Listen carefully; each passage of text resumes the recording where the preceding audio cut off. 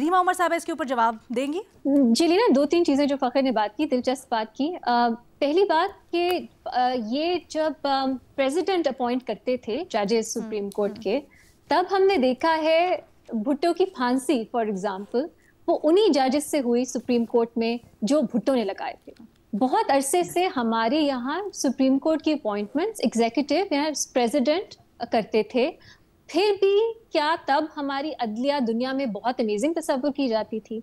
ये जो हम कर देते हैं ना कन्फ्लेट के पोस्ट इफ्तिखार चौधरी एरा को, और हम कहते हैं वो सिर्फ एक बुराई का एरा था, उससे पहले बहुत अच्छी थी अदलिया।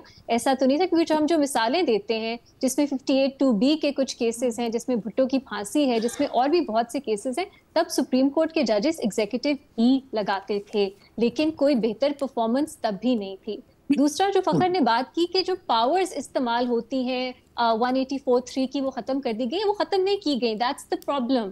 वो आपने ट्रांसफर कर दी है कॉन्स्टिट्यूशनल कोर्ट को, ठीक है। वही अल्फाज हैं, सो मोटो नहीं, लेकिन फंडामेंटल राइट्स की बेसिस पे पब्लिक इंटरेस्ट में आप केसेस सुन सकते हैं। तो अगर आपको इख्तियार से मसला था तो वो तो वही का वही है। अगर वही जजेस अब कॉन्स्टिट्यूशनल कोर्ट में होंगे, वो भी 184(3) का जो इक्विवेलेंट है उसके तहत फैसले कर सकेंगे जो आपको प्रॉब्लमैटिक लगे। तो आपने उसको तो नहीं छेड़ा अब, लेकिन आपको कॉन्फिडेंस क्यों है? क्योंकि आपको लगता है अब आप जजेस जो अपॉइंट कर रहे हैं फेडरल कॉन्स्टिट्यूशनल कोर्ट में, वो उस तरह से आपके पसंद के फैसले ही करेंगे, कोई नापसंदीदा फैसले नहीं होंगे वहां से। शायद ये एक चीज है। तीसरी चीज अलीना, ये पेंडेंसी वाला इशू, प्लीज ये हमारी ऑडियंसेस को समझना चाहिए कि पेंडेंसी ज्यादातर होती है आपकी सबऑर्डिनेट जुडिशरी में, फिर पेंडेंसी आपके हाई कोर्ट्स में, फिर आती है सुप्रीम कोर्ट। हुकूमत का फोकस हमेशा होता है सुप्रीम कोर्ट से शुरू करें। ना कहा गया कि जजेस इंडिया में, वहां पे लॉ कमीशन की इस पे बहुत सी रिपोर्ट्स हैं जिसमें वो ये कहते हैं कि नए जजेस लगाने से या सुप्रीम कोर्ट की कॉन्स्टिट्यूशनल जो जुरिस्डिक्शन है उसकी वजह से ऐसा नहीं है कि आपकी पेंडेंसी बढ़ती है। पेंडेंसी बढ़ती है एडमिनिस्ट्रेटिव मामलात की वजह से, एडमिनिस्ट्रेटिव इंटरनल जो प्रोसीजर्स हैं सुपीरियर जुडिशरी के, उसमें बेहतरी आनी चाहिए।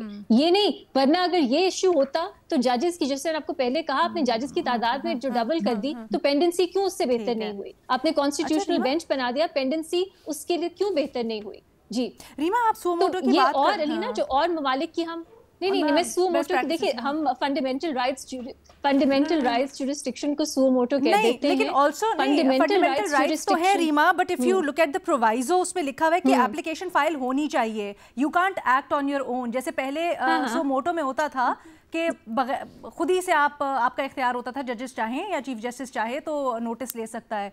अब वो नहीं होगा, it will only come into effect if you file. उससे क्या होगा? पावर तो वही है, सुमोटो नहीं लेंगे, लेकिन पावर तो वही है। और जो स्टैंडिंग का है ना पूरा, एक आपके पास पिटिशन लेके कोई जा सकता है, तो आप कोई भी पिटिशनर बना सकते हैं।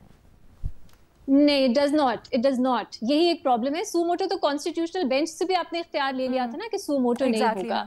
बहुत सी रीना, हमारी जो पैनामा जजमेंट है, पिटिशनर कौन था उसमें? इमरान खान साहब थे, राइट? वो सुमोटो था। जो हम कहते हैं कि सुमोटो का पावर इस्तेमाल करके प्राइम मिनिस्टर्स को घर भेज दिया गया, वो तो एक पिटिशन ही थी, उसमें फंडामेंटल राइट्स, लेकिन वो जो पिटिशन थी उसको इस्तेमाल करके प्राइम मिनिस्टर को घर भेजा गया। वाज समथिंग एल्स, और फिर सुमोटो लेके उसमें क्लब कर दी गई थी मुतअद्दिद चीजें, जिसके ऊपर ना सुमोटो की उसकी जरूरत नहीं होती, it's just fundamental rights jurisdiction, वो इस्तेमाल होती है। मुझे बार-बार बताया जा रहा है जो बहुत से, हाँ आई अंडरस्टैंड। अलीना, एक आखिरी चीज छोटी सी 30 सेकंड कि हमने देखना है ओवरऑल पूरा निजाम, आप ये काट दीजिएगा, आई अंडरस्टैंड, पूरा निजाम। जैसे अमेरिका में अगर सेनेट जो है वो जजेस लगाती है सुप्रीम कोर्ट के, वहाँ हेयरिंग्स होती हैं, ट्रांसपेरेंसी होती है, हम सब सुन सकते हैं यहाँ बैठ के कि क्या इशू था, क्या डिस्कस हुआ है, और वो अपॉइंटमेंट्स फॉर लाइफ होती हैं। तो इंडिपेंडेंस जो है वो इस तरह से आप प्रोटेक्ट करते हैं, ट्रांसपेरेंसी दे के और फॉर लाइफ अपॉइंटमेंट्स करके।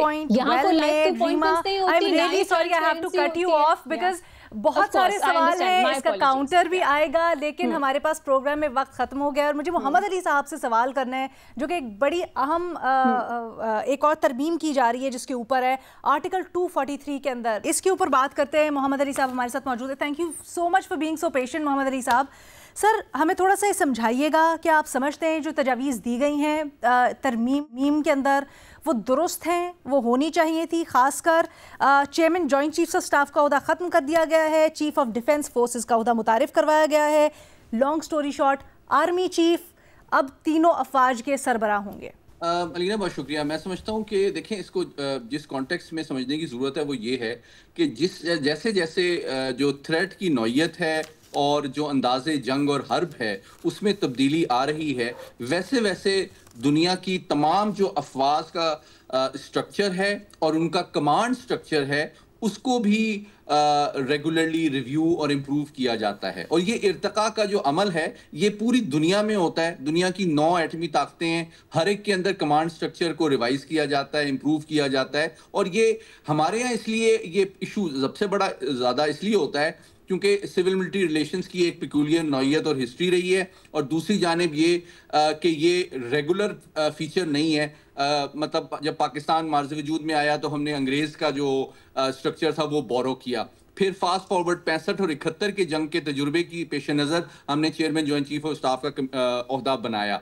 लेकिन अब जो इस वक्त तब्दीली आई है उसमें बहुत बड़ी 2-3 वजूहात हैं। नंबर 1 जो है, ये बुनियानुल मरसूस का मैंने हवाला देना चाहता हूँ कि हमने तकरीबन 7-8 डोमेन्स में मल्टी डोमेन ऑपरेशन किए और बहुत कामयाबी के साथ किए, और भारत की कमजोरियों को हमने बड़ा जबरदस्त तरीके से एक्सप्लॉइट किया। लेकिन साथ ही साथ भारत भी इस टाइम अपने पूरे कमांड स्ट्रक्चर को रिव्यू कर रहा है। उन्होंने सीडीएस का एक ओहदा मुतारिफ कराया, और साथ ही साथ वो मल्टी डोमेन ऑपरेशंस की तरफ इस वक्त भी राइट नाउ पाकिस्तान की साउथ ईस्ट में डिप्लॉयमेंट हुआ है और उनकी वो ट्रेनिंग और एक्सरसाइजेस जारी हैं उस स्ट्रक्चर को चेक करने के लिए। तो हमारी 3 वजूहात हैं। एक तो आलमी सतह पे कोई परमानेंट फिक्स्ड स्ट्रक्चर नहीं होता, ये एक एवोल्यूशनरी प्रोसेस है, तो पाकिस्तान भी उसी से गुजर रहा है। दूसरी बात ये है कि इन्वायरमेंट बहुत चेंज हो गया है।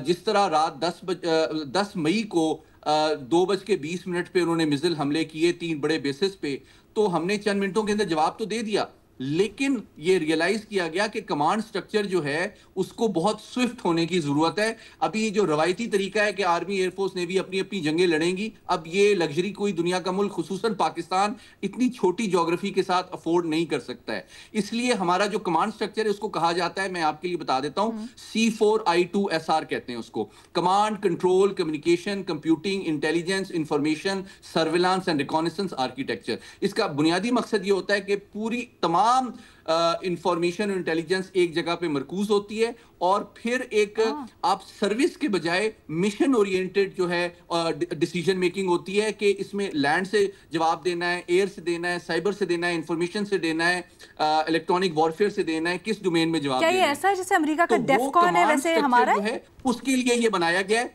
और सॉरी, जैसे अमेरिका का डेफकॉन होता है वैसे हमारा सिस्टम इस तरह से इक्विवेलेंस इसकी ड्रॉ कर। ओके ठीक है। मैं डेफकॉन एक डिफरेंट चीज है। डेफकॉन थ्रेट को रिप्रेजेंट करता है, डेफकॉन 5 4 3 2 1। लेकिन मैं एक सिमिलरिटी आपने ठीक बताई है। देखें, जो सर्विस होती है ना आर्मी, एयरफोर्स, नेवी, वो जंगें जो होती है वो सर्विस चीफ प्लान और डिजाइन और लड़ता नहीं है अमेरिका में। उन्होंने पूरी दुनिया को 8-9 कमांड्स में बांटा हुआ है। जिस तरह हम इस वक्त सेंडकॉम के एरिया में आते हैं, तो यहाँ पे जो सेंडकॉम का चीफ होता है, यहाँ पे आर्मी, एयरफोर्स, नेवी, तमाम फोर्सेस उसको आंसरेबल होती हैं, सैटेलाइट फोर्सेस, स्ट्रेटेजिक फोर्सेस। और अगर कोई मिशन उन्होंने इराक में करना है, यमन में करना है, अफगानिस्तान में करना है, तो वो उस कमांड का जो चीफ होगा वो रिस्पॉन्सिबल होगा ऑपरेशनल प्लानिंग का। तो मैं कह रहा हूं कि हमारा जो इर्तका है ना, अब वो सर्विस स्ट्रक्चर से मिशन ओरिएंटेड बनता जा रहा है कि एक सीडीएफ जो होगा वो कंसोलिडेट करेगा मल्टी डोमेन ऑपरेशंस को, जिसमें तमाम सर्विसेज जो हैं उनकी इनपुट, उनकी सर्विसेज, उनकी कैपेबिलिटी को मरकूज और कंसोलिडेट किया जाएगा। और फिर थ्रेट जो होगा वो भारत का किसी भी डोमेन में आए, लैंड में आए, एयर में आए, सी में आए, स्पेस में आए, साइबर में आए, इलेक्ट्रॉनिक में आए, ड्रोन में आए, उसका जवाब जो है वो उस डोमेन में दिया जाएगा कंसोलिडेटेड डिसीजन मेकिंग के नतीजे में। कतई कलामी की माजरत मोहम्मद अली साहब, थोड़ा समझने के लिए, जो सीडीएस या फिर जॉइंट चीफ्स ऑफ स्टाफ था उसका ओहदा भी तो यही करता था रिवायती तौर पर, लेकिन उसमें फ़ायदा ये होता था कि किसी भी एक फोर्स की नैरो माइंडेड अप्रोच नहीं होती थी। यानी अगर आर्मी का आप लगा देते हैं चीफ जो कि डोमिनेट करेगा बाकी दोनों फोर्सेस के ऊपर भी, तो आर्मी सेंट्रिक अप्रोच नहीं होगी, एक इक्वलाइज्ड अप्रोच होगी from the navy, army and the air force of course. तो इसमें क्या ये खदशा मौजूद नहीं है कि बड़ा आर्मी सेंट्रिक हो जाएगा और थोड़ी तंग नज़र हो जाएगी हमारी स्ट्रैटेजी? नहीं, दो वजह से ऐसा नहीं है। मैं आपके एहतमाल को समझ रहा हूँ, लेकिन दो वजह से ऐसा नहीं है। पहली वजह ये है कि देखें, जिस तरह मैंने बुनियादी बात ये की है कि अब हम मिशन ओरिएंटेड फोर्स पोस्चर की तरफ जा रहे हैं बजाय कि हम सर्विस ओरिएंटेड जाएं।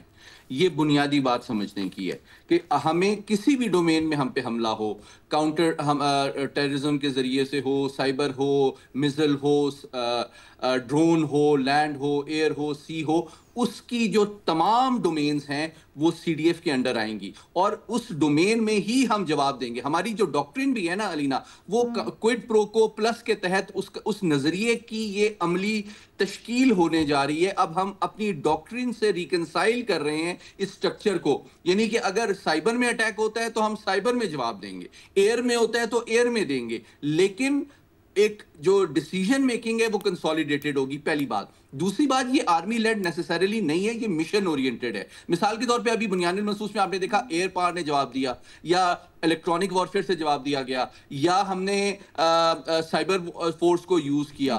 तो इसमें दूसरा पहलू जो है वो एफिशिएंसी का मैं बताना चाहता हूं, बहुत जरूरी है। कई फोर्सेस में, मैं आपके तवज्जुह से बता रहा हूं, ये तशवीश भी पिछले कई सालों से मौजूद रही है कि डुप्लीकेशन हो रही है। हमारे पास रिसोर्सेज कम है, भारत का डिफेंस बजट हमसे 8-9 गुना ज्यादा है, हम हर चीज में tank for tank, fighter for fighter, submarine for submarine उनसे कंपीट नहीं कर सकते, हमारे पास इतने वसाइल नहीं है। तो एफिशिएंसी के लिए भी हमें कंसोलिडेट करना है तमाम रिसोर्सेज को। अभी एयर डिफेंस कमांड आर्मी की भी काफी बड़ी है, एयरफोर्स की भी है, नेवी भी डेवलप कर रहा है, इसका ड्रोन ऑपरेशन तीनों सर्विसेज कर रही हैं। तो हमने अब अपने रिसोर्सेज को कंसोलिडेट करना है और फिर प्रायोरिटाइज करके यूज करना है। आखिरी बात यह है कि इसमें जो डिसीजन मेकिंग है उसका क्विक और टाइमली होना बहुत जरूरी है और उस डिसीजन मेकिंग में सारे शामिल होंगे। आखिरी बात, जो chairman joint chief of staff committee का ओहदा था वो कोऑर्डिनेशन का काम करता था, वो डिसीजन मेकिंग जो है उस तरह से एसच नहीं होती थी। और अब चूंकि हम कंसोलिडेट कर रहे हैं पूरे कमांड कंट्रोल स्ट्रक्चर को, तो अब शायद इस ओहदे की जरूरत नहीं रही है।